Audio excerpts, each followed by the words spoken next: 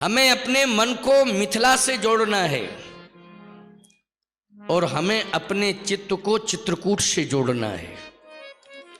अब हमें लंका की कोई आवश्यकता नहीं, क्योंकि वो तो अहंकार की लंका है।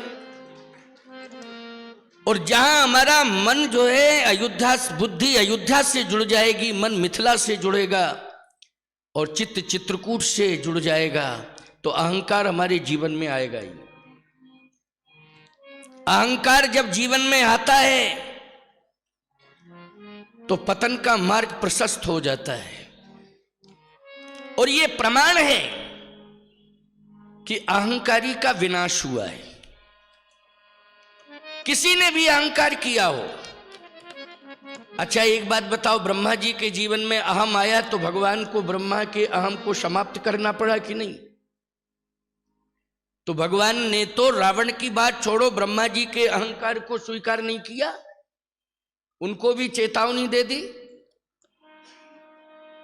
तो सामान्य पुरुष को यदि अहंकार आता है तो निश्चित रूप से उसे समझ लेना चाहिए कि भगवान मुझसे रूठ चुका है। अगर यही अहंकार मेरे जीवन में बना रहा तो एक दिन भगवान का कोप भाजन बनेगा वो, और भगवान के द्वारा ही उसका विनाश हो जाएगा। इसलिए अहंकार किसी को करना ही नहीं चाहिए। चित्रकूट धाम वो धाम है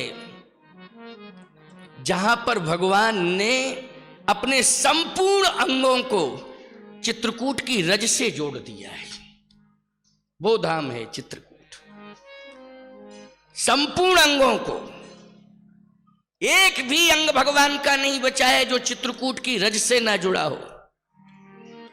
जब मंदाकिनी जी में स्नान करने के लिए आते थे तो साष्टांग प्रणिपात करते थे मंदाकिनी जी को। मंदाकिनी जी को साष्टांग प्रणिपात करते थे तो संपूर्ण अंग बोलो चित्रकूट की रज से जुड़े कि नहीं जुड़े भगवान की। और एक बात सुनिए, हम इस सिंहासन पर बैठे हैं ना, मैंने आकर के सिंहासन को प्रणाम किया है पहले। भगवान श्री कामदगिरि पर जब तप करने के लिए विराजित होते थे तो पहले कामदगिरि को साष्टांग प्रणिपात करते थे, इसके बाद भगवान बैठ करके तप करते थे। यह भगवान की विनम्रता है। इस विनम्रता को ठीक से समझ लेना चाहिए। राम भक्तों, प्रभु श्री राम का चरित्र सुन रहे हो चित्रकूट धाम में बैठकर। भगवान को चित्रकूट सबसे ज्यादा प्रिय है और भगवान का चित्त भी सबसे ज्यादा 14 साल में लगा है तो चित्रकूट में लगा। 11.5 साल बिताए।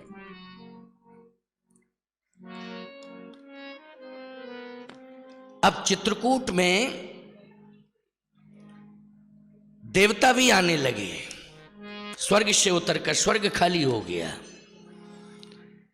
जितने भी महात्मा तीर्थों में तप कर रहे थे, भजन कर रहे थे, निवास कर रहे थे, वो महात्मा भी तीर्थ छोड़ करके चित्रकूट में आने लगे। चलो चित्रकूट चले। देवता भी स्वर्ग छोड़ करके चित्रकूट, चलो चित्रकूट चले। गोस्वामी जी ने लिखा है अमर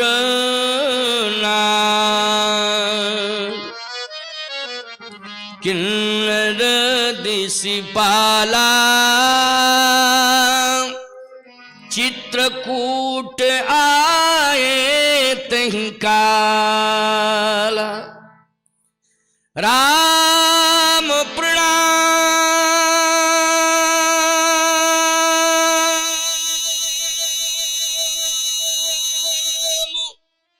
कीन सब काहू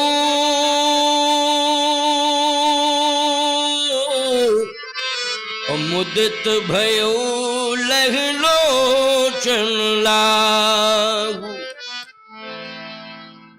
स्वर्ग से उतरकर देवता इंद्र के नेतृत्व में चित्रकूट आ रहे हैं और भगवान ने जैसे ही देखा तो राम प्रणाम कीन सब काहू। बोलो विनम्रता की भूमि है चित्रकूट की नहीं।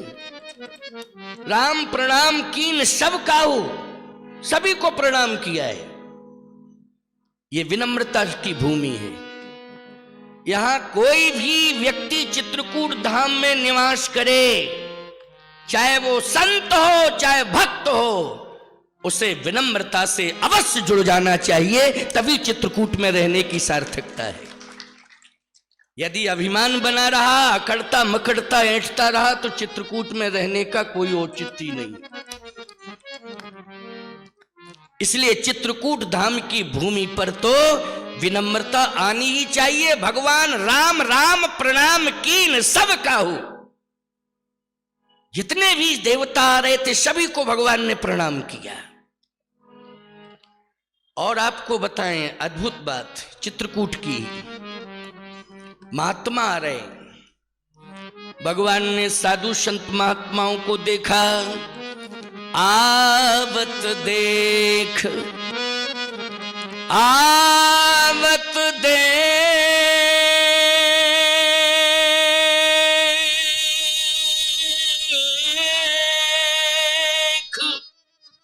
मुदित मुनि वृंदा,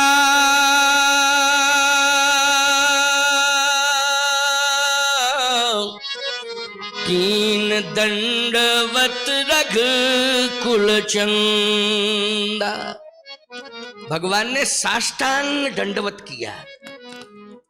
अच्छा बोलो, संपूर्ण अंग भगवान के चित्रकूट की रज से जुड़ गए कि नहीं? आवत देख मुदित मुनि वृंदा, कीन दंडवत रघुकुल चंदा। विनम्रता की पराकाष्ठा। राम ब्रह्म परमार्थ रूपा, उनसे बड़ा कौन हो सकता है? जासु अनुष्ठते उपजय नाना, शंभु विरंच विष्णु भगवाना। वही राम तो रह रहे हैं। कौन? व्यापक ब्रह्म निरंजन, निर्गुण विगत विनोद, सो अज प्रेम भगति बस कौशल्या की गोद। वही तो भगवान रह रहे हैं। लेकिन विनम्रता कितनी है, ये चित्रकूट की भूमि की विशेषता है प्यारे। अथवा यूं कहिए कि भगवान ने चित्रकूट धाम की भूमि को महिमा मंडित किया है, चित्रकूट धाम को महिमा मंडित किया है, यह भी कहा जा सकता है। कीन दंडवत रघुकुल चंदा, साष्टांग दंडवत प्रणाम किया। वाह, आसन दी बैठने के लिए। भगवान राम ने एक ही बात कही देवताओं से महात्माओं से कि आप सब पधारे, हम हाथ जोड़ के प्रार्थना कर रहे हैं, आप मुझे कुछ सुनाइए। ये नहीं कि मुझसे सुनिए, मुझे सुनाइए। मुझसे सुनिए नहीं, मुझे सुनाइए, मुझे सुनाइए। स्कर्ट पकड़ के बिठाया, हाथ जोड़ के बैठो बैठो। नहीं नहीं, आपका सम्मान है, अब आएगी पब्लिक। आज नहीं आई तो कल आएगी, आएगी, लेकिन आज पहला दिन है ना, इसलिए आप समझा करो, कल आएगी पब्लिक, निश्चित आएगी। अच्छा, कल भी नहीं आए लोग, तो फिर क्या कहा, क्या बतावें? थोड़ा सा क्षेत्र में ओले पड़ गए हैं, किसान दुखी है इसलिए नहीं आ पाए। आते तो थे लोग, लेकिन ओले पड़ गए हैं इसलिए सब दुखी हैं, नहीं आ पाए। आप विश्वास रखो, अगले दिन तो जरूर आएंगे। ऐसे लोग मना मना के बिठाल के बुलाते हैं और लोगों से कथा कराते हैं। श्रोता जब नहीं आते हैं तो बड़ी तकलीफ होती है वक्ता को। आयोजकों को भी लगता है कि हम विफल हैं क्योंकि श्रोता नहीं आ रहे। मैं कहता हूं चित्रकूट का रामायण मेला तो धन्यवाद का पात्र है कि गाडरवारा से चल करके विधायक जी श्रोता बन करके आए हैं रामायण मेले में कथा सुनने के लिए। मध्य प्रदेश गाडरवारा, बोलो भाई। और मैं कहता हूं कि विद्वान तो अंतर्राष्ट्रीय स्तर पर यहां उपस्थित होते हैं और राष्ट्रीय स्तर पर तो बहुत विद्वान आते हैं। शायद कल हमको बताया था दक्षिण भारत से भी विद्वान आए थे, है ना। कल मुझे आज किसी ने, मैं तो आज ही आया हूं, आज ही आया हूं मैं, और रामायण मेले के कारण ही आया हूं। रामायण मेले के कारण, क्योंकि पहले राजा बाबू कहाँ गए? राजा बाबू राजेश जी के बालक, क्या नाम बताए, प्रशांत जी और 2-3 लोग गए थे मेरे पास। मैं मिल गया था उस समय आश्रम में, तो मैंने कहा समय नहीं है, यही कहा था आगामी वर्ष में दूंगा समय नहीं है। लेकिन फिर भी मैंने कहा था कोशिश करूंगा, आऊंगा। कोशिश की गई तो एक दिन का समय निकाला, आया, और आज ही मुझे अभी जाना है, बस इतने ही के लिए आया था, रामायण मेले में मेरी उपस्थिति हो जाए।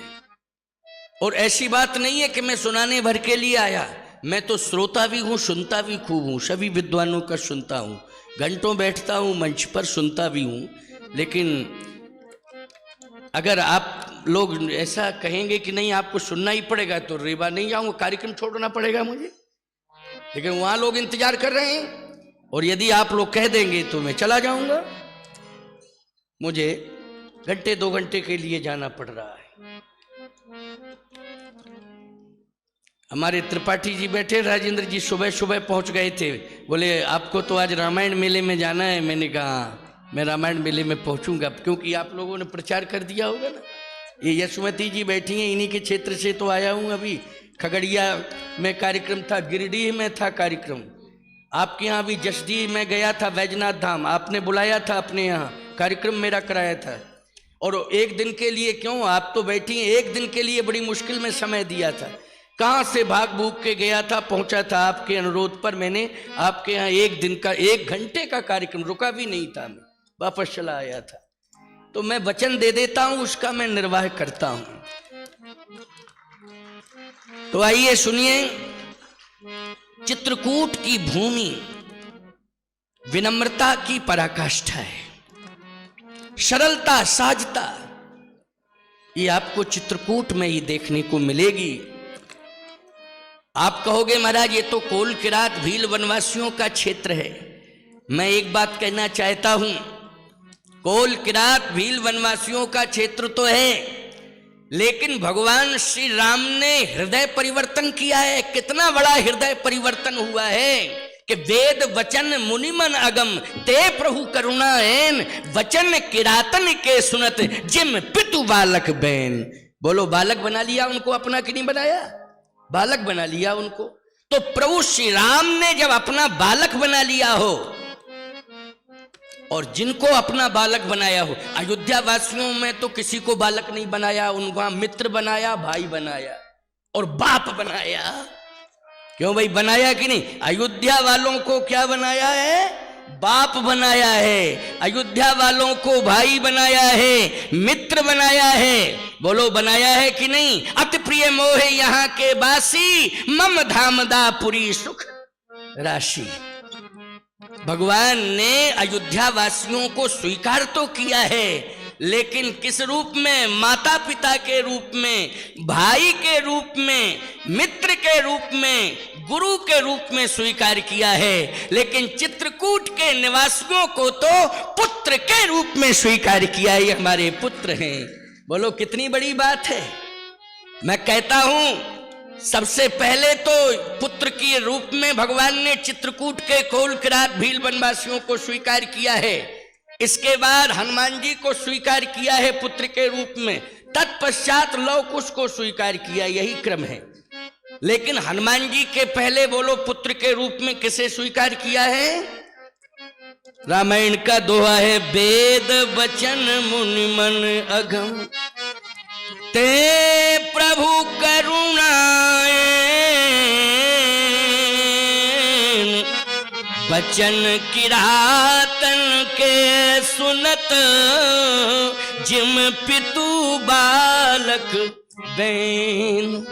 इसलिए भैया, ये भूमि समर्पण की भूमि है। उन कोल किरात भील वनवासियों ने समर्पण किया, भगवान ने हृदय से लगा लिया और पुत्र पुत्र पुत्र पुत्र कह करके उन्हें स्वीकार कर लिया है। ये वो भूमि है।